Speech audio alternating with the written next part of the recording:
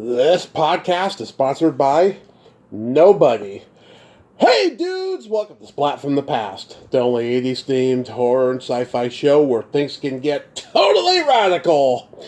Now, I am so excited for tonight's show because I will be talking to Renn Woods. Need I say more? The gorgeous, the talented singer and actress.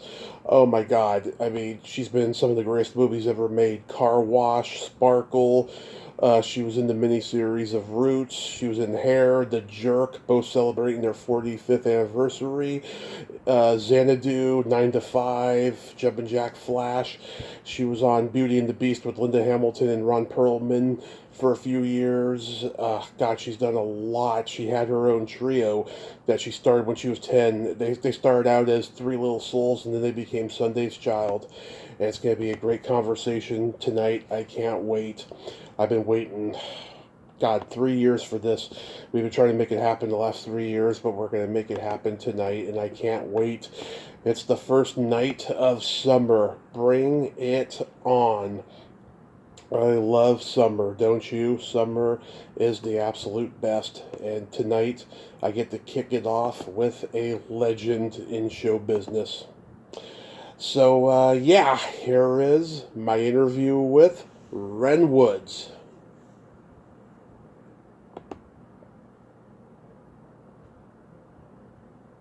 Hey, Renn, welcome to the show. How are you tonight? How are you today? I am fantastic. I can't tell you what an honor this is. I've been a fan for so long. Thank you so much for finally taking the time to do this. Well, we've been trying, haven't we? We have been. We have been. Oh.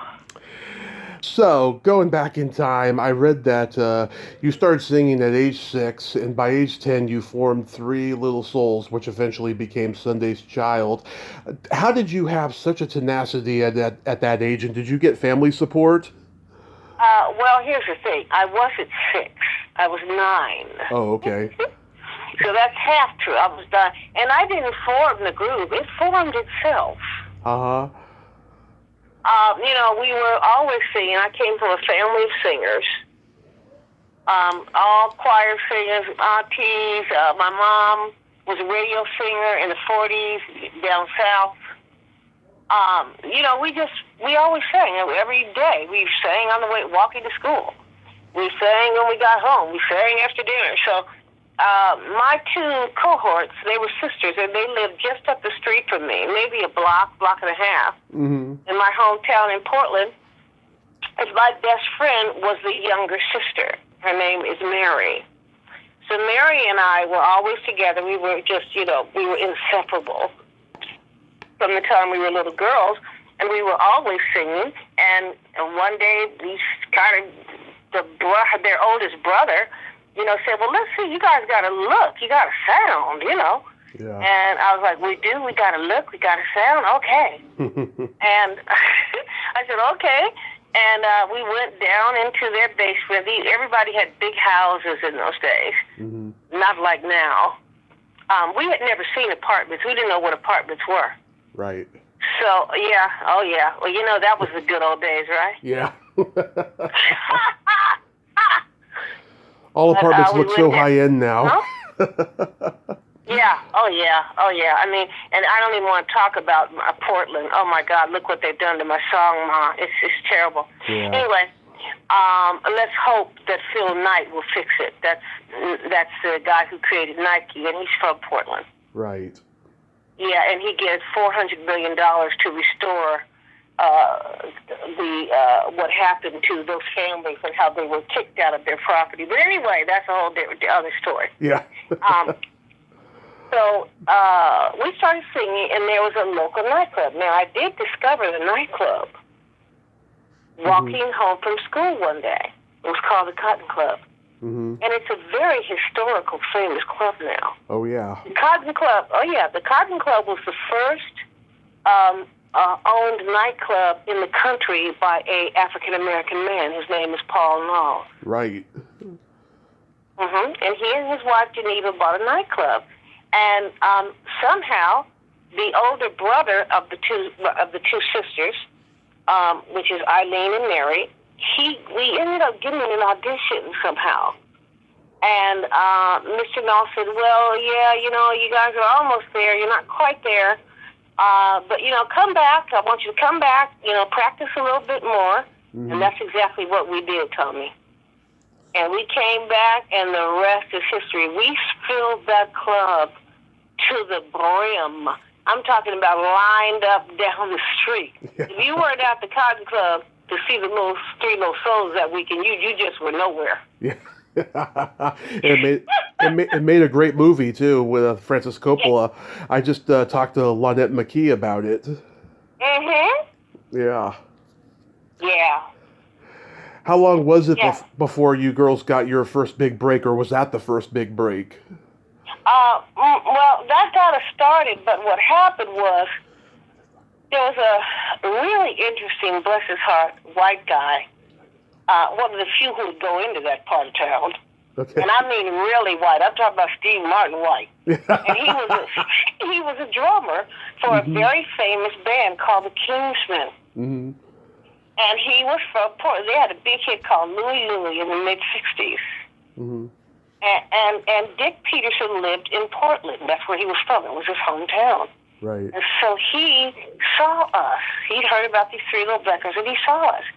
And he told a guy in Los Angeles, who was a friend of his, who wanted to be a manager and kind of hung out a shingle. He was kind of a famous photographer, and he wanted to transition into management, and he heard, and Dick Peterson told him about these three little girls in Portland.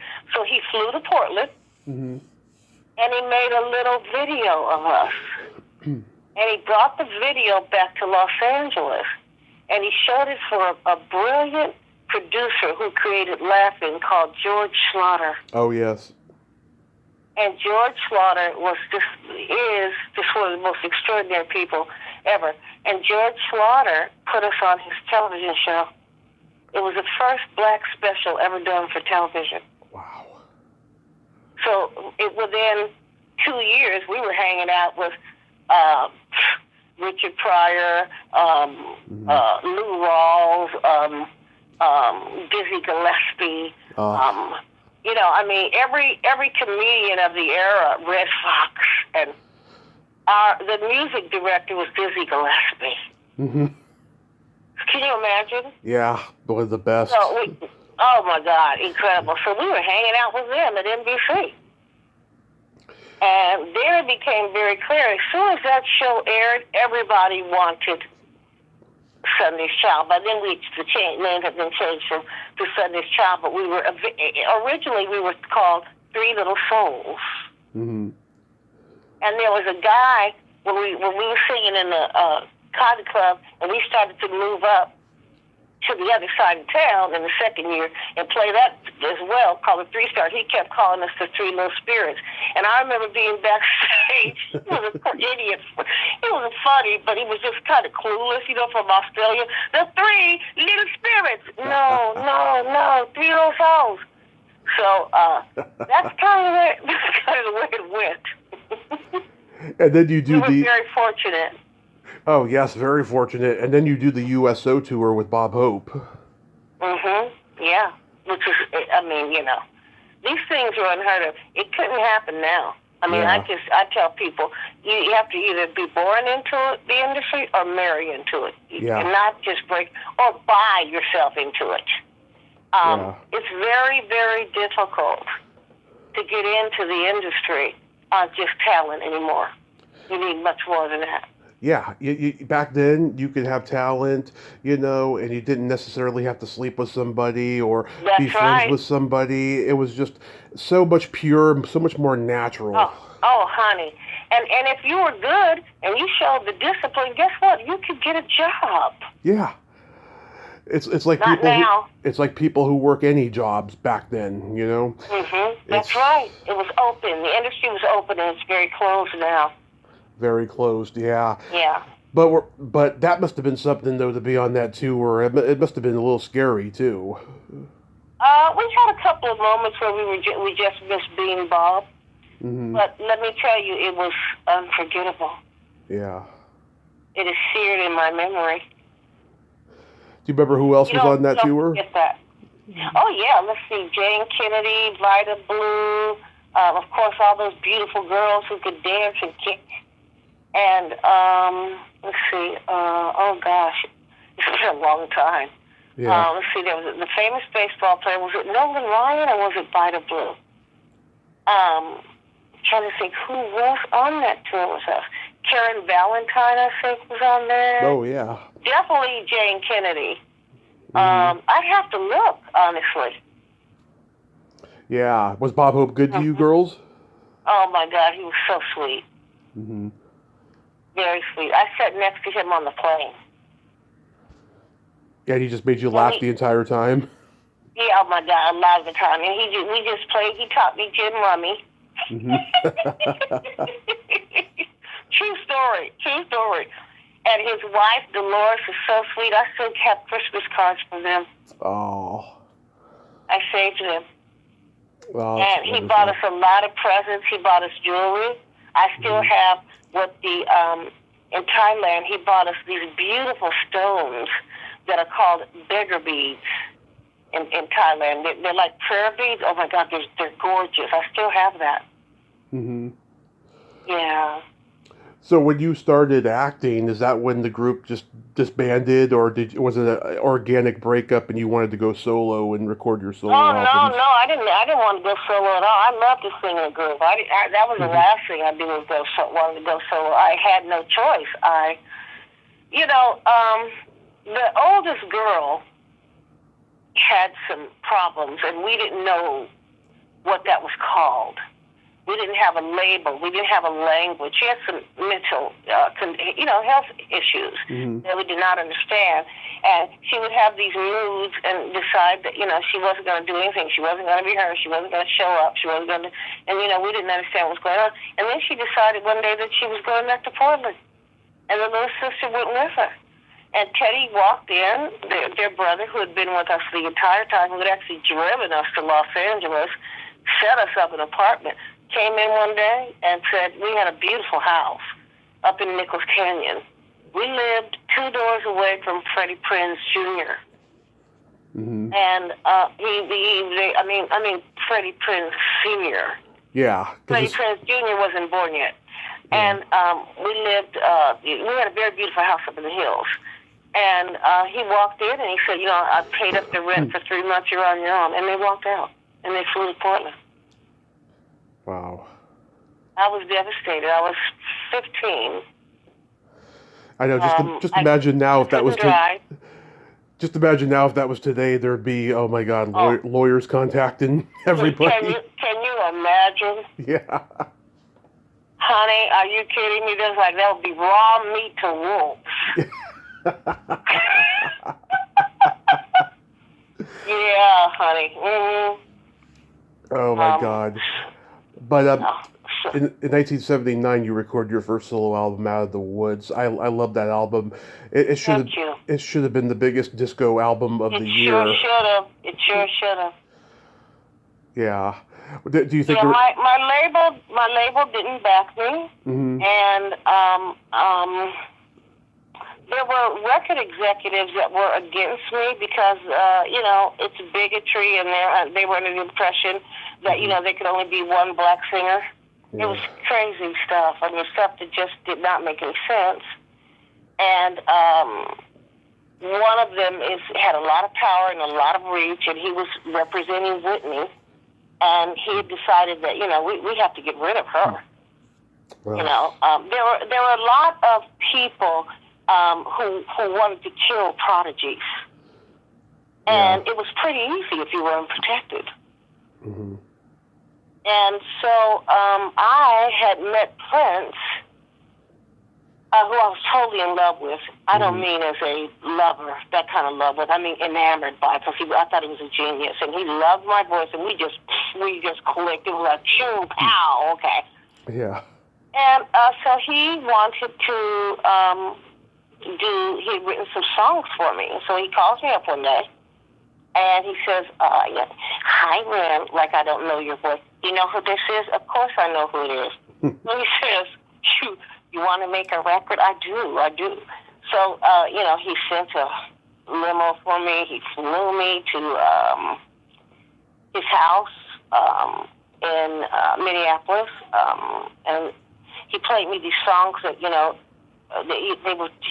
was a stunning talent, period. And he was very aggressively normal, by the way. All that, the wild stuff with the pants with the butt out, and he was very ungay. He was a man's man. Yeah. And he was very straight, okay, and aggressively normal. There's nothing weird about Prince. Mm-hmm. So we spent about, maybe 5 days just recording stuff, We had an amazing time. That's the one moment where I look back and I say, why don't you have pictures of that, you idiot? You idiot. A lot of people have told me that. Yeah. A lot of people have told me they wish they took pictures back then, but it wasn't part of the lexicon then. Yeah, exactly. And it didn't even occur to me to take pictures. Yeah. That stuff is lost forever. That moment in time is gone. So what happened was there was some fight, and there were a lot of people working against me. They loved the songs. They didn't want Prince. I said, you don't want Prince? Mm-hmm. Are you insane? What the hell are you talking about? So they got this other producer in there, and the producer did not do the version of the song, the concept of what Prince had for the song and the way he wrote it for me. He hated the production. Mm-hmm. And he didn't want the music out when it wasn't his concept of what he produced. You know what I mean? And what he believed in, how he wanted me to sound, the sound he created, the record he made. It was not the record he made, and he was furious when he heard it. Mm-hmm. So the label, his label, demanded that the record his song be taken off the record. It made me call back 30,000 albums, Tommy. That guy had the height of my promo tour. That guy had, 100 hours of work that we still haven't even heard yet. Oh yes. I'm sure a lot of my songs and vocals are in there. I would guess that they are. Yeah. Prince was like this. I would be asleep. He would make me so tired. His energy was like, oh my God, this boy. And I would be asleep. And I in the middle of the night, I'd hear some amazing, harp. And I said, we got a harpist? And I'd come down, stagger down in my pajamas, it was him. I said, you can play harp? Oh, I'm just fooling around, Renn. I'm like, really? I wish I could fool around like that, sweetie. Never had a lesson. It was gorgeous. And then I would hear, maybe in the middle of the night, I'd hear, dun, dun, dun, dun. That's all I'd hear. Yeah. And I would wake up, and I would say, because the doves, when he was writing Doves Cry, and the doves literally would come up to his deck in his house. And in the middle of the night, he would record their sound, what he thought musically what it would be. What a mind, huh? Yeah. I mean, that guy, he had a mind like a steel trap, just the way he pulled things out of thin air. Incredible. It was incredible, and I was blessed to know him. But, of course, that ruined our friendship. When they made me call all those albums back, and I remember, I was like, I wouldn't talk to him, and I felt bad because I wish I had talked to him. He did call me, but I was too angry and too upset. Mm-hmm. And I probably would have said things I would have wished I hadn't said. So, that's stuff that you just have to turn it over to the Creator and say you did the best you could, and you got to let it go. Yeah. So did you always want to act? Were you in school plays and community theater? No. Zero interest in acting. I just, zero interest in acting. Us three girls went to a school for professional performers called the Hollywood Professional School. And it was for working actors who were children. And one day, by fate, they were doing a field trip. And I was looking to get out of school. It was hot. And we went to a place called the Strasberg Institute. Oh, yeah. And I walked into the Strasberg Institute with my class, and Lee Strasberg was standing on stage, kind of lecturing and whatever. And he gave me a poem to read. He just handed me the poem. Read this. I said, okay. And he said, no, come up on stage. I said, okay. I came up on stage and I read it, and everybody was very quiet. I believe it was a Gwendolyn Brooks poem. I'm never certain, because that is one of those moments that you know your fate is sealed. Mm-hmm. And I believe it was a Gwendolyn Brooks poem. But anyway, I read it, and everybody was very quiet, and I went and I sat down, and I got back on the bus, and I went, wow, I really bombed out on that. I guess whatever, whatever. Mm-hmm. I'm not going to worry about it. I don't, I really want to sing and everything. And then about 3 days later, the Institute called and said, we'd like to offer her a scholarship to study here. Wow. And that's how I became an actor. Did you have any classmates we would know? Probably, but I wouldn't remember. 16, you don't remember. No. I think there are a couple of famous writers. Okay. But probably not that you would know because of the genre. Okay. But no, not really. I'd have to look that up. Okay. Mm-hmm. But you got cast as Dorothy in The Wiz in the first national tour, or was that Broadway? I always get the two mixed up. No, it was the first national tour at the Amundsen Theater, at the Music Center. Mm-hmm. That must have been just, oh my God, thrilling and probably overwhelming because you were that young playing the lead. Yeah, I had a lot of experience, though, because I had already been performing almost 10 years. I already started performing at 9, so by the time I was 18, 19, I had a lot of experience. Mm-hmm. I have to thank Jeffrey Holder.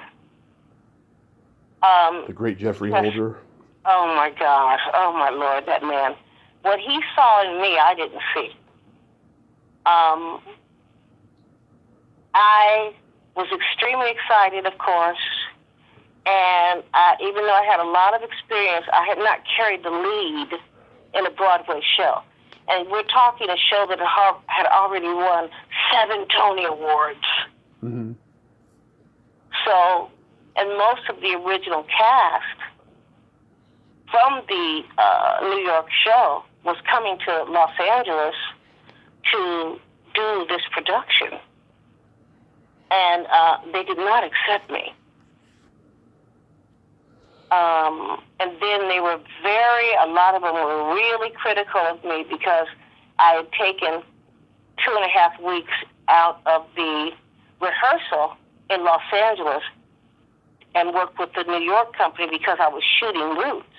Mm-hmm. And I was getting comments like, who do you think you are? You're leaving rehearsals and you're leaving the LA company. You stopped everything to do The Wiz. Nobody cares about a bunch of Africans in a TV show. Oh my God. Oh, that's Idiot. awful. And I remember thinking to myself, you haven't read the script, have you? Yeah, no, I said, this is something extraordinary, and I'm going to do it. And I said that I was going to do it. I didn't surprise them and say, oh, by the way, I'm leaving. I was shooting in Savannah. It was not that hard to work out because the New York show was still up on its feet. So I could do those rehearsals, and I could hang out in New York and be around the company in New York. Yeah, Jeffrey was fine with it, but the other people in the company were not fine with it. They thought it was arrogant. Mm-hmm. And, I tried to explain to them that this was a very, very important piece of work and very precious to me. I had met Alex. I had met David. I had met LeVar. Mm-hmm. And I said, no, this is important. It did not go over well. until it aired. Well, then I was a genius. My Lord, I had to be the smartest person in the world. That's the industry we're in. Remember, I don't know how old you are, but I remember watching a television show called Bewitched. Oh, I watched Bewitched when I was a kid in the 90s growing up. Yes. And remember the character that the husband, Darren, worked for? And Darren was the biggest idiot when the client liked it, but when he loved it, Darren was a genius, and he was so glad that he knew that he's the reason Darren was there. And Larry Tate. Like. Yeah, Larry Tate. Yeah, it was like that.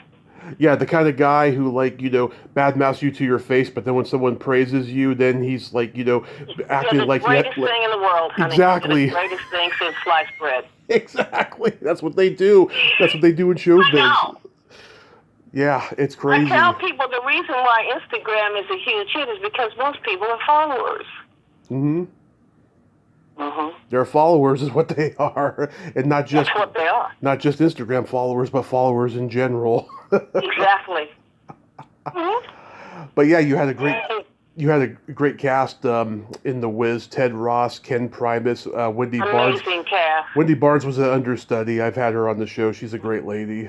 Yes. And then you do Sparkle.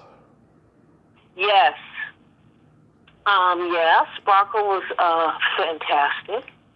Yep. I love Sparkle. I love the opportunity to play Laverne Baker. I'd hoped for a bigger role, but you know what? Now it's like, you know what? I'm really happy to have been a part of that. That was an important movie. Yeah. When I talked to Lynette last month, she said that, as talented as Irene Cara was, she was a very unhappy person. Did you find that to be so? Yes, Irene was pushed into doing, I think, and I don't want to, she's not here to clarify if I'm wrong, but I didn't feel that Irene was happy and that she was forced by representation, somebody that was sort of like a stage mother or a stage father, and forced to really play black roles, and every black project that came up, she was kind of. This was a feeling. Now I can no way clarify that, but that's what I always felt about Irene. Yeah. It broke my heart when she passed. Mine too, and I just think that she had so many more years of work. She walked away from the industry, but I think that she could have done anything if she had kept going. That's right. That's right. And the funny thing is, Joel Schumacher not only wrote this movie, but he also wrote the next movie you did, Car Wash, the same year. Yeah, it's like, oh my God, he was versatile. He sure was. Yeah, he was. He did some pretty amazing work. I had a great deal of fortune to have very gifted people around me. And, the sum is only as good as its parts. Yeah. And that's just the way it is. Yeah, are you amazed at what a timeless cult classic that Car Wash has become? No, not really, no. But I enjoy it and I love it. And Michael Schultz is like one of my favorite directors ever in my whole life, him and Milos Forman. I thought Car Wash was pretty amazing when I read it. I thought, wow, what an incredible idea. It's such a unique voice at that time, and even now. Yeah, and it's got everybody, oh my God, in that movie. Even George Carlin and Danny DeVito's in it. Can you talk about a cast? Wow. It's fantastic. I had a ball making Car Wash. I had a great time. Yeah, it's fantastic. Now, going back to Roots, though, oh my God, so I heard you say in another interview that they wanted you to do nudity, and you fought that. And they've never forgiven me for it. It's okay, at least you were comfortable, Well, and the thing is that, let me tell you, when you stand down a network at 18 years of age, they do not get over it. They still hate my guts. Yeah. But I did the right thing for myself, and there was no issue. It was very easy to get a stand-in for the day. It's done for men all the time. It was a double standard issue to me. And again, I told them from the beginning, I will not do nudity. Oh, and they started explaining to me how, it's authentic. You're cheapening the authenticity of the story. I said, because clearly, the women were naked. I said, really, but the men were too, right? Mm-hmm. You want to see Shaka Zulu naked? Let me tell you, yeah. You did not want to see Shaka Zulu. Those straight white men did not want to see. Okay? Yeah. And I've never been forgiven for that, but I'm so glad I stood my ground. Yeah, you don't need them, trust me. Well, can you imagine going through school, your children, when you get grandchildren, there's grandma with her breasts bouncing all over. Nobody wants that. Yeah. Nobody wants that. And it's the kind of thing now, we didn't see the internet coming. I'm not going to pretend that I saw the internet coming, but I see these African American, and every time you put in their name, you see their breasts or something more. You go, no, thank you. That's not for the internet, people, okay? That's for at home, at night. Yeah. Not for the internet. That's a great way to put it. Yeah. Yeah. I heard LeVar Burton say recently that when this miniseries came out, he faced a lot of backlash from the African American community in Hollywood because they thought the movie was a painful reminder, and that their attitude was like, "Why do you want to remind us?" Did you face any backlash from being in it? Probably. I didn't really care, but yeah, probably not as much as him. But if you look throughout history, when you separate yourself from the pack, you're a target. You're a target. Yeah. Target. We separated ourselves from the pack. Nobody was doing what we were doing in Roots. It was extraordinary. It stopped the nation and turned it on its ear. Nobody was doing anything but watching Roots and waiting for it to come on. A lot of people do not like that. That's what they want to be doing. You have something they want, and they don't know how to get it. Yeah. So instead of saying, you have something I want and I admire you, it's, you know what, you sold out, you're this, you're that, whatever the excuse was. Lots of negativity. I knew it was BS. Yeah, lots of negativity. A lot of it. Oh, yeah. Mm-hmm. Do you remember anything about Louis Gossett or Ed Asner? Ed Asner was a sweetheart. I already knew Ed Asner because I had done, what had I done with Lou Grant? I already knew him, Ed Asner. Lou Grant. Yeah, Lou Grant. I was a big MTM girl. Mm-hmm. And I loved Grant Teague and I loved Mark Teague because they were very good to me. So I already had met, I think I had met Ed Asner. At least I felt like I knew him. I'll tell you one thing that was funny that I do remember, though. Mm-hmm. In the heat of all this drama of me, take down your top, take down your top, take down, I said, what am I, a Jeep? No, I'm not taking down my top. So I went out, Alex showed up, and he took me out to dinner. And he said, it's easy for them to get an understanding. You're interrupting in production. All that BS they try to sell to children, kids who are going to go, ooh, the boogeyman, ooh, the monster. So he said, we have the money, and it's very inexpensive to get a, and don't worry about it. So we went to this amazing restaurant in Savannah. Mm-hmm.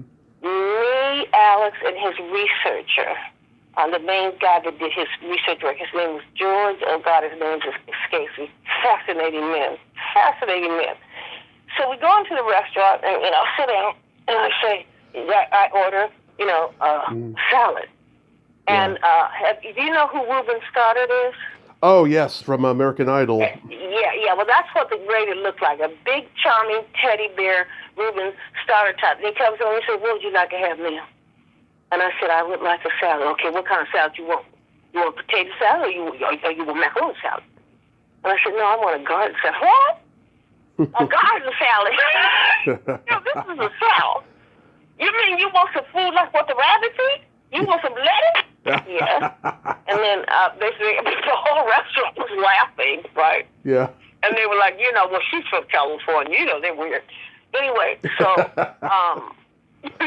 Alex said, I said, yes, I'll have a garden salad.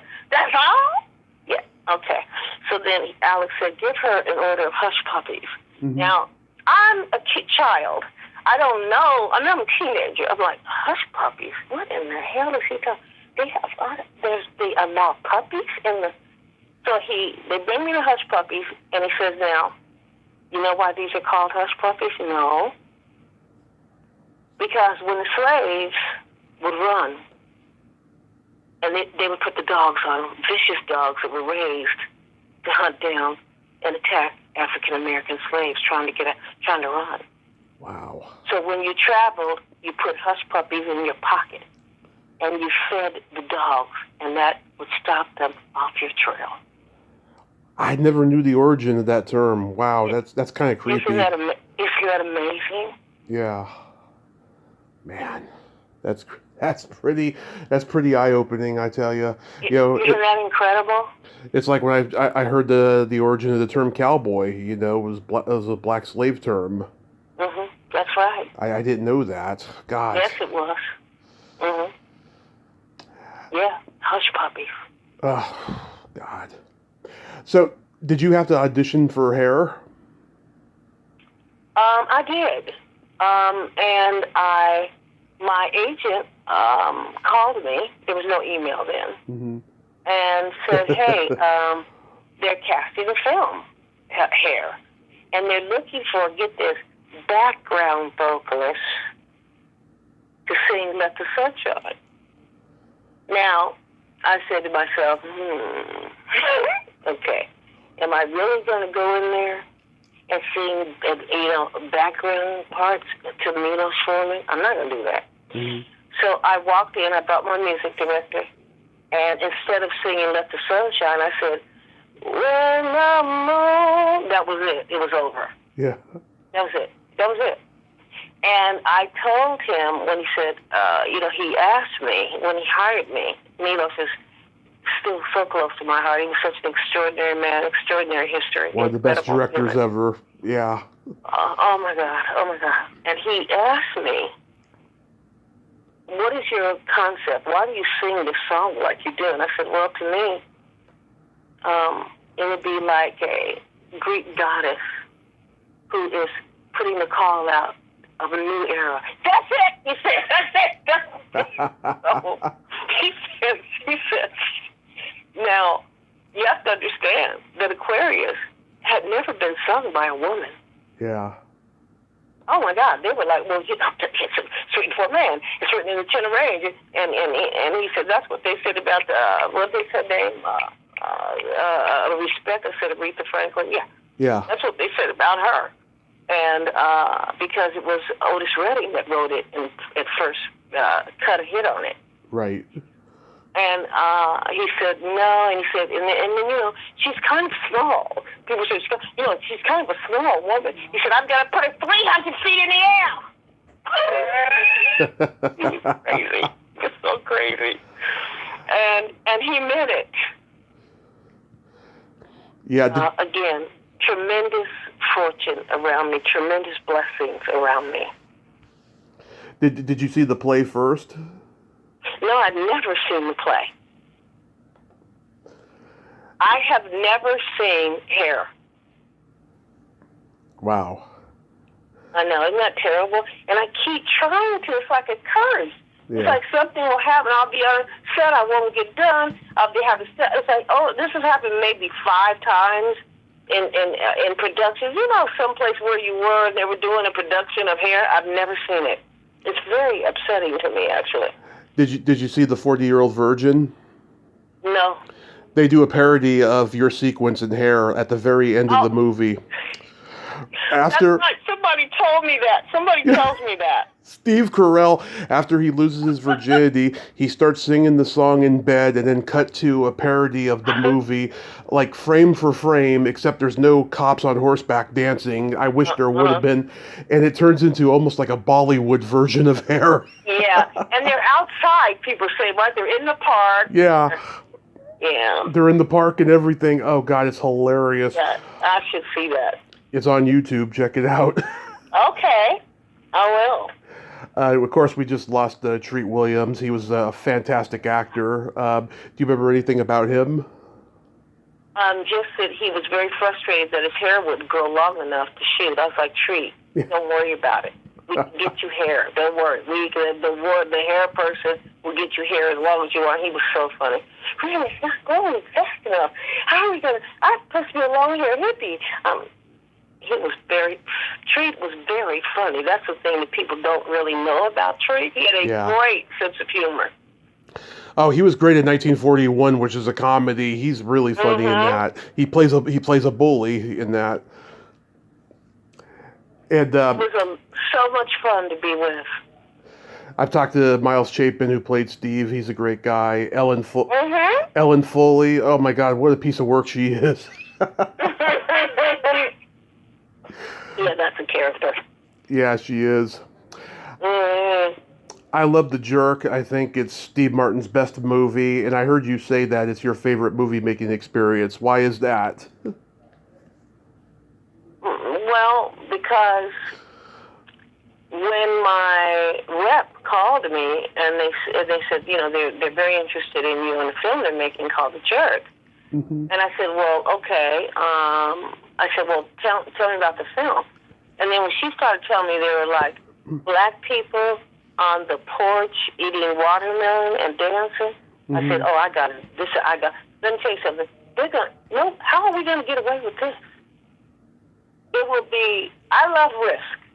It'll be a controversial, horrible experience, and people will hate us, or it'll be brilliant. Mm-hmm. Steve Martin is the only person I know who could get away with that. Yeah. How are you going to have black people dancing on a porch, eating watermelon? I mean, that would be. And he's dancing. Disaster. Yeah. And he's dancing, yeah. And you made him a wallet for his birthday. Yes.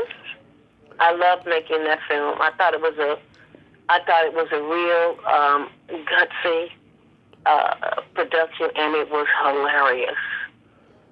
Yeah, and I found out it started out as a project at Paramount, and they thought the script was too juvenile and sophomoric in its humor. Yep. So Gottlieb, he had a contract at Universal, so they took it over there. That's right. Wow. Isn't that something? Yeah. Now let me tell you, the person that passed on that movie is still going, what was I thinking? Really? I'm sure, yeah. I mean, can you imagine passing on The Jerk? Yeah. Can you imagine passing on Roots? Universal also passed on Roots. Oh, yeah. There was a lot of studios that passed on Back to the Future. They were wrong. They got it wrong. Yeah. But I knew that The Jerk, again, it was going to one way or the other. The scene where Grandma reads the blowjob letter kills me because Dick Anthony Williams, I don't know how many takes they did, but he knew that line was coming. You could just see the grin on his face at the very beginning. Absolutely. Yeah. He said, they got it. And if you get it, get rid of it. Yeah. This is talking about venereal disease. I mean, it's... Yeah. Crazy. It's hilarious. Dick Anthony Williams, bless his heart. Yeah. Yeah. That was awesome. That was so much fun. I'm the only surviving family member. Oh, yeah. That's true. Mm-hmm. That's true. Mabel King, she was great. Mm-hmm. She was all great. We did the Wiz together. Mm-hmm. They're all gone, even the children. Yeah. Did you know from the get-go that Xanadu was a disaster? Yes. Yes. Yeah, it's I like did, what? and I knew it was a disaster, and I knew that the people were going to look for someone to blame, and I was very happy when they fired me because I was trying to get out. I was like, how can I get out of this? Oh my God! Yeah. And it was a very angry, hostile set. Mm-hmm. And usually when people are failing and they're looking at in those days the dailies, they're gonna look for somebody to blame. Yeah. Mhm. Yeah. It's Gene Kelly's last movie, unfortunately. I know.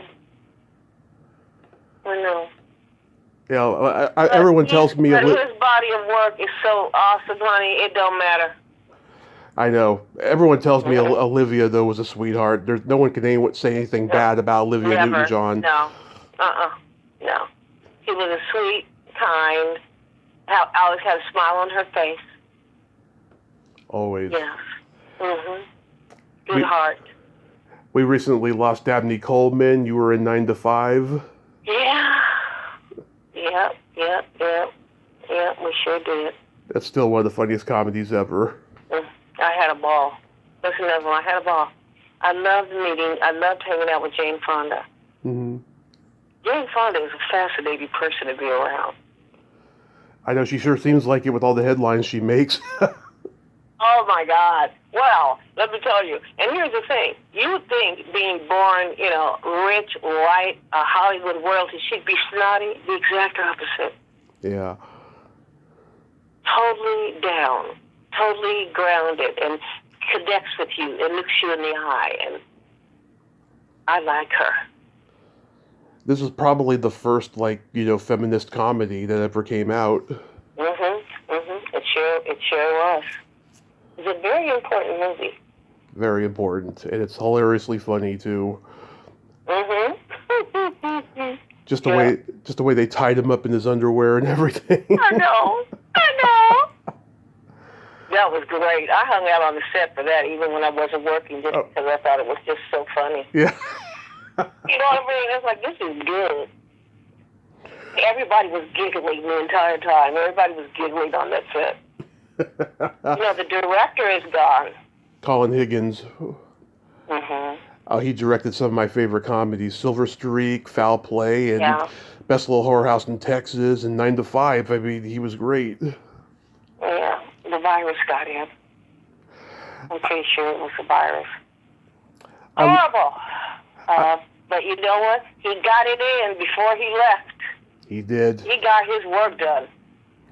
He did. Hal Ashby did as well, and so many great people that we lost too early. Peckinpah, a lot of great people. Mm-hmm. Oh, yeah. I love The Brother from Another Planet. That's such an underrated indie masterpiece. Does anything stand out about that? I just had it was a great set to be on. I mean, you're not, again, I was so fortunate. That was a very dark time in New York. There were like 2 Broadway shows. Mm-hmm. It was the darkest season in New York, and I love the stage. Mm-hmm. And so you're not going to run into a lot of directors like John Sayles. How many of those are you going to meet? No, not too many. Another unique voice in the arts. And we had a great time. We had a great connection, and I have a lot of affection and respect for John. It was fun. He runs a beautiful set. He's a guy who makes movies for the indie studio system because he knows that he can't make the movie he wants for the big studios. That's right. That's right. And he sticks to his guns. Yeah. Awesome man. My dad loves beer, both the movie and the drink. We always watched it when I was growing up. What was it like playing David Alan Grier's wife? Me and David always had a good time together. Mm-hmm. We were in Canada. We shot it in Canada, and I had not met David before. I sort of knew his work, but he was super easy to work with. We had a lot of fun. Yeah, that was a very easy film to work on. We had a good time. And that kid who played the son was hilarious. The way he comes into the room and he's like breakdancing, acting like a I street know. rapper, and then I don't know where they found him. I was like, I always wondered, was he found in Canada? Because, they whisk you away. Somebody picks you up. They run you to the airport. They whisk you to, you get to a hotel. You get in the makeup. You don't really know cast members when you shoot on location. At least I never have. But, I always wonder where they found that kid. if I ever find out, I'll let you know. But he was funny. Oh, please do. Yeah, the way he runs away, Mommy, Daddy called me an N-word or whatever that was. I know. Oh, God. You were pregnant in Jumpin' Jack Flash. Was that real or fake? Oh, no, that was fake. Okay. Mm-hmm. That was fun. It was a very difficult job to get, though. I had been away, and I'd been away from Los Angeles, and I came back, and I got a call that they were, desperately seeking. They had to cast this character. Mm-hmm. And they wanted her to have chemistry and be similar to Whoopi, but different from Whoopi. And I realized their mistake. And, of course, the amazing Penny Marshall, God rest her soul. Mm-hmm. I realized that part of why they couldn't cast it, because I looked at the people. In those days, there was cast lists. And I looked at who they'd seen. I said, well, these people have never been pregnant. So, see, that's part of the problem, you guys. When you're that pregnant, all you do is cry. 8 months pregnant? Somebody says, hello, how are you? That's just the way it is. I mean, that's the way I was when I was pregnant. My sisters were like that. You're such a ball of emotion, mm-hmm. of worry. A first-time baby is very emotional. You couldn't play it casual. Mm-hmm. And Joel called me down to Fox, and I walked in, and he set me down. He said, "Now, Renn, Penny wants to hire you." I said, "Great, wonderful, And I said, "Oh, Whoopi was so cool to be with him." He said, "Well, I just, I'm hearing that you're kind of a problem." What? Now, you talking to a stone-cold professional. I mean, a die-hard, a person who's on the set before they're supposed to be, knows their role, knows their part, has read the script. I said, I don't know what you mean.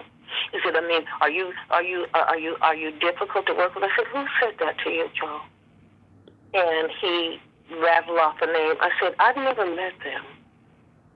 Let's call them together. And you ask them if they've ever met me, if they've ever worked with me. And he did. And I can't say that I worked there. I said, okay, hang the phone up. I rest my case. People are horrible. Yeah. I could see that is completely 100% untrue. Yeah.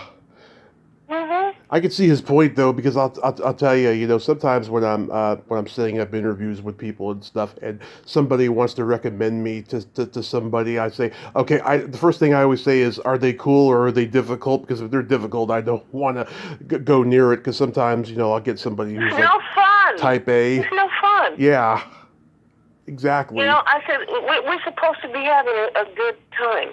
Mm-hmm. Life will deal you enough really rotten cards. It's just into every life some rain must fall. So enjoy yourself when you can. Exactly. You want to have a good time. You don't want to be around divas. No. My grandmother and I, we used to watch Beauty and the Beast when I was a kid. And what was it like doing that show?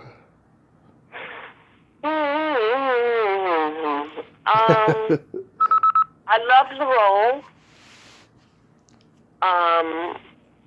The problem was Linda was very unhappy. Mm-hmm. She did not want to be doing a TV series. And that makes a very difficult set for people.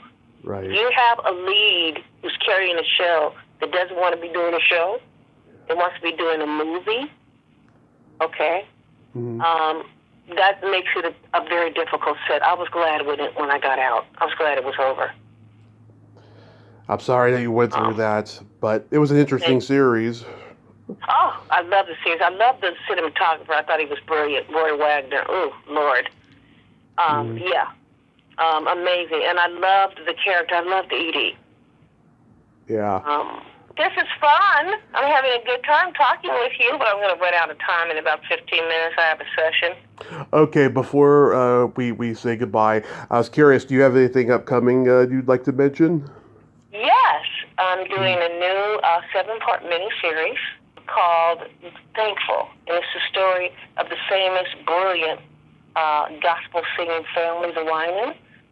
And I have a sitcom in development with Ernest Lee. You know Raj? Oh, yeah, from Ernie What's Lee? Happening. Yeah. Ernest Lee Thomas. Nice. We have something we're developing. So, yeah, I don't have any, my life is good, and I'm very, very fortunate.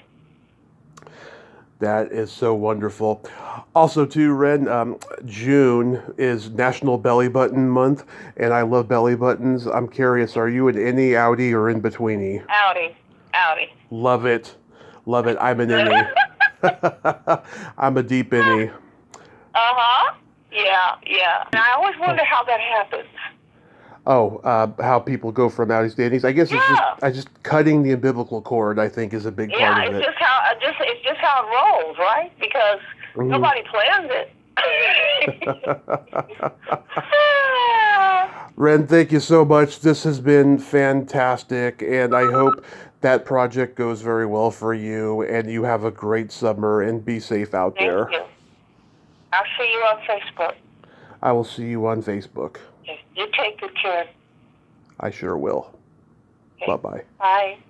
Well, there you have it. Renn Woods. Ain't she a sweetheart? Oh my God, she is so friggin' awesome and so honest and real. And I'm so glad that we could talk today. My phone started dying a little bit there at the end, and we had a late start doing the interview and stuff. We could have talked a few minutes longer, but we both had to get going. But I'm so glad that we finally did this. Well, until next time, this is Tommy Throwback Kovac saying, there's no shame in living in the past because the present sucks. Later, dudes.